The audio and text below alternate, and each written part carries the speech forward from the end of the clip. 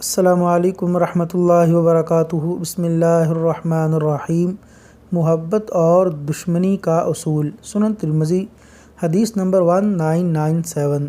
سیدنا ابو ہریرہ رضی اللہ عنہ بیان کرتے ہیں کہ رسول اللہ صلی اللہ علیہ وسلم نے فرمایا، جب تو کسی سے محبت کرے تو حد سے مت بڑھنا، ہو سکتا ہے وہی شخص کل تمہارا دشمن بن جائے، اور جس سے بغض رکھو تو بغض میں بھی حد سے نہ بڑھو، ہو سکتا ہے وہی شخص کسی دن تمہارا دوست بن جائے۔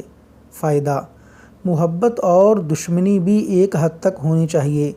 محبت کا یہ انداز قطعاً غلط ہے، کیونکہ کل کلاں اگر وہ شخص تم سے جدا ہو تو تم برداشت ہی نہ کر سکو۔